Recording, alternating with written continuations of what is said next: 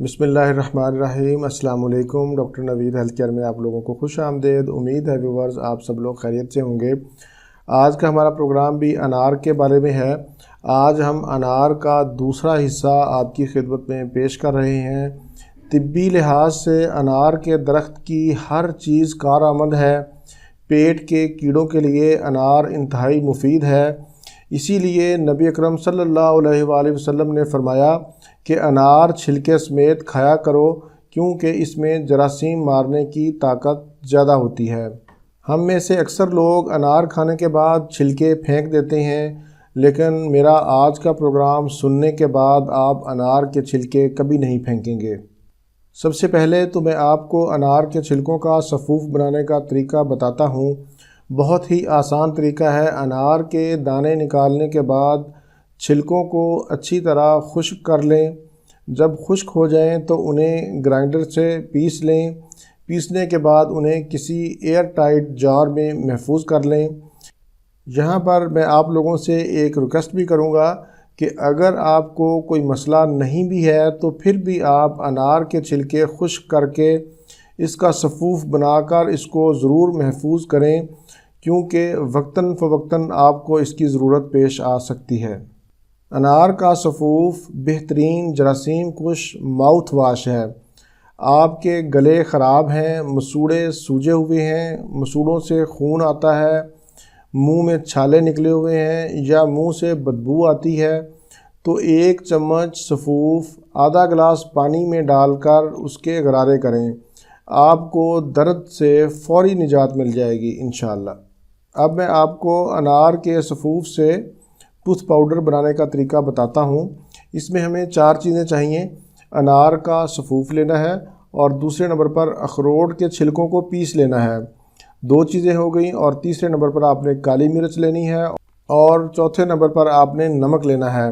ये सारी चीज़ें आपने बराबर मिक़दार में लेकर इनको अच्छी तरह मिक्स कर लेना है। आपका टूथ पाउडर तैयार है। ये पाउडर किसी भी आम टूथपेस्ट या पाउडर के मुकाबले में दांतों की सफाई और सांसों को महकाने के लिए बहुत ही मुफीद और अच्छा है। अगर आपके मसूड़ों से खून निकलता है, जिसे पायूरिया भी कहते हैं, या आपके मुंह से स्मेल आती है, तो ये सफ़ूफ़, ये पाउडर आपके मुंह के लिए बहुत ही ज़बरदस्त चीज़ है। दूसरे नंबर पर मैं आपको एक नुस्खा बताता हूँ कि अगर आपके बाल गिरते हैं तो आप एक अंडा लें, थोड़ा सा दही, अनार का सफ़ूफ़ और थोड़ा सा पानी डालकर उसका पेस्ट बना लें। पेस्ट बनाने के बाद इसको बालों में लगाएं। 15 से 20 मिनट तक बालों में लगा रहने दें और फिर बालों को धो लें। शैम्पू से आपने बालों को नहीं धोना, बल्कि सिर्फ पानी से ही आपने बालों को धोना है। अब मैं आपको अनार के छिलकों की चाय बनाने का तरीका बताता हूँ।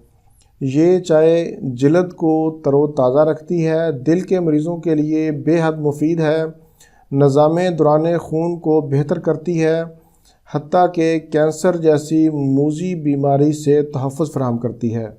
अनार के छिलकों की चाय बनाने का तरीका बहुत ही आसान है, नोट कर लें। अनार का सफ़ूफ़ जो आपने पहले बनाया हुआ है उसका 1 चम्मच लेना है। पानी आपने 1.5 कप लेना है। पानी में 1 चम्मच सफ़ूफ़ डालकर उसको बॉयल करें। पानी जब 1 कप रह जाए तो पानी को फ़िल्टर कर लें। पानी फ़िल्टर करने के बाद, यानी पानी को छानने के बाद, इसमें आपने 1 चम्मच शहद और चंद कतरे लीमू के डालने हैं। लीमू के 5 से 6 कतरे आप इसमें डाल लें। इससे ज़्यादा भी आप डाल सकते हैं, आधा लीमू भी डाल सकते हैं। अपने मिजाज के मुताबिक आप इसको इस्तेमाल कर सकते हैं। इसमें लीमू का रस डालने के बाद आपका मशरूब तैयार है। इसको आप नोश करें। मशरूब को आप रेगुलर इस्तेमाल करें। ये चाय आपके निज़ाम को दुरुस्त करेगी। कब्ज़ और बदहज़मी का शिकार लोग इसे ज़रूर इस्तेमाल करें। बेहतर यही है कि इसको सुबह नहार मुँह इस्तेमाल करें। वैसे आप लोग इसको खानों के दरमियानी वक्फ़ा में भी इस्तेमाल कर सकते हैं। व्यूवर्स, मैंने अपने इस प्रोग्राम के पहले हिस्से का लिंक डिस्क्रिप्शन में दे दिया है। अगर आप वो देखना चाहें तो वहाँ से क्लिक कर सकते हैं। उम्मीद है आपको मेरा आज का ये प्रोग्राम पसंद आएगा। अच्छा लगे तो शेयर भी करें और मेरा चैनल सब्सक्राइब भी करें। مجھے آپ کے فیڈ بیک کا انتظار رہے گا۔ اسی کے ساتھ ہی مجھے اجازت دیجیے۔ اللہ حافظ، والسلام۔